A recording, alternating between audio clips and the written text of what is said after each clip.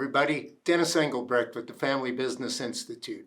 Today I want to talk about success, and hopefully most of you out there have had a lot of it, over the past, 10, 12-year run that construction's really been on a winning streak. And that winning streaks, had growth as well as good profitability. So hopefully you've partaken in part of that. But what I wanted to talk about today is perhaps the downside, and in particular, the downside of abundance. Abundance, when you have plenty of everything, you have enough of everything, and maybe you even have too much, in a sense, and the effects that can have on you and your business. So some of the issues that come with abundance and a mindset of abundance might be jealousy, complacency, arrogance, a lack of understanding, I guess, of the competition.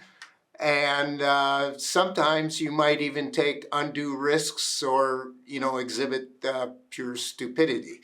Abundance can possibly bring on all of those things. So let's talk a little bit about those, because there can be an effect on both your customers, your employees, your partners, and even yourself, and even the company's strategy in different ways. So let's talk about jealousy first of all.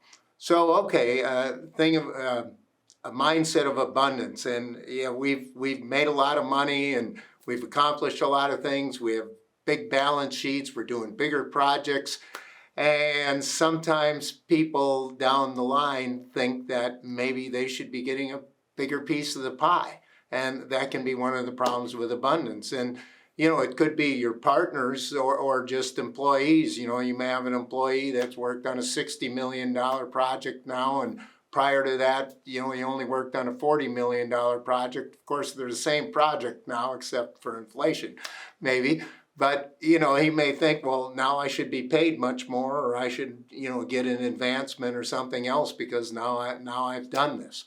As partners, you've got a lot of profit, and how do we divide that up? Should we be retaining profit, or should we be distributing profit?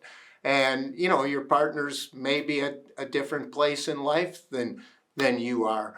Some of you, are have all you need, and others are still trying to pay off their stock or still trying to get the house they need for their family and things like that. So, when you have abundance, those sort of cracks, if you will, potential cracks tend to come out and show themselves. Complacency. Complacency is an easy one for any of us because we've had enough winning now. It's easier to just sort of sit on our laurels and maybe not be as motivated as we could be. And that can flow down into the organization as well. Certainly if the top leaders show that complacency, it can sort of be catchy, like, everybody, getting the next illness or something throughout the company. But complacency could be that illness if you let it creep in. Arrogance. When you're winning more, you're losing less, and pretty soon you get to thinking that you can't lose. And there's a certain arrogance that can come with that and can creep in. And of course, that arrogance can lead to bad decisions, can lead to bad relationships. All of a sudden you think you can do no wrong and you must be in the right in every conflict and things like that. So arrogance can creep in, with that mindset of abundance. Taking undue risks. The thing about construction is bad jobs can define your company for a long, long time. And bad jobs can lose an amazing amount of money. And, we see this time and time again where, let's just say it's a $25 million job that loses $10 million.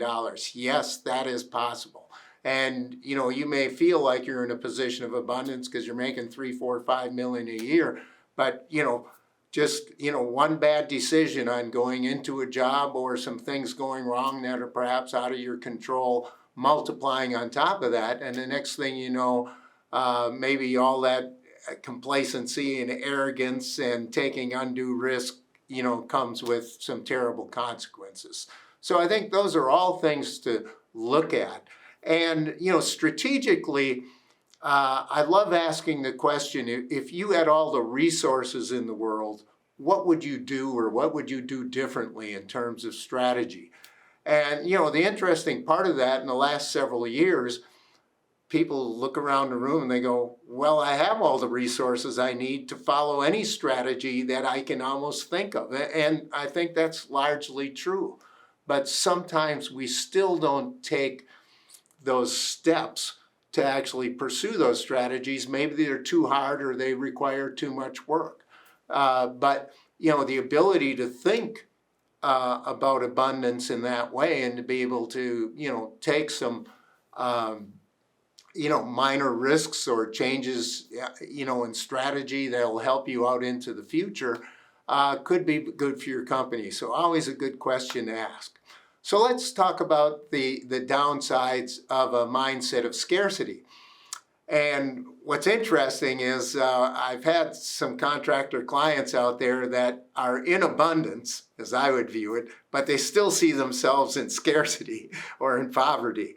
They still don't have enough money to, again, let's go back to the last question. If you had all the resources in the world, what would you do? Well, if you don't have all the resources, you might be limited in the amount of things you can do. But by asking that question, surprisingly in construction, it's relatively easy to fund most strategies. Usually it is not money that is holding you back, but it could be some other resources. Your organization might be too constrained or something like that in order to take a particular road or particular initiative, a particular chance out there in the market. But if you have a mindset of scarcity, it does tend to lead sometimes to not taking chances, maybe a fear of change, lack of change. Also see a certain amount of combativeness, I think, when you have that mindset of scarcity. And that combativeness can come in construction, say we're arguing over a change order, whether that be with a customer or a subcontractor, or, we're trying to get the last penny out of the supply order. And sometimes we become penny wise and pound foolish. We're fighting over pennies when there are relationships and much bigger things out there, to work toward and to fight for. But, fighting over the little things almost becomes sport when you get into a mindset of too much scarcity. I think when you have a mindset of scarcity, you also can tend to overstress your resources. We maybe don't hire the next person. We maybe don't buy the next piece of equipment that we need.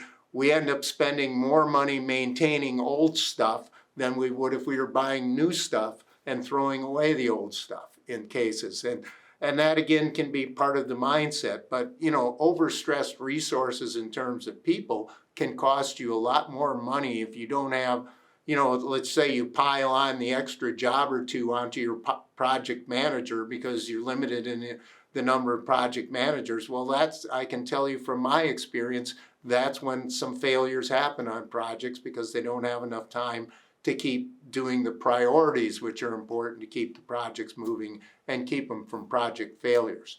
So all of those are issues that can come from the mindset of scarcity. So whether you're actually in abundance or you're in scarcity, and I certainly hope it's probably about a 90-10 ratio, if not better at this point, it's important to understand where you are and to look out at some of those warning signs to make sure that your mindset is not working against you, and making sure that your mindset is also appropriate for the situation. It's really, if you're in abundance and you're acting with a mindset of scarcity, that's really not even authentic, and your organization may not see it that way. They're wondering why we can't, actually stock pens or something like that, when we're making millions of dollars. And that would be a good question, So sometimes we can get in a mindset that's not appropriate. that is hurting the company going forward.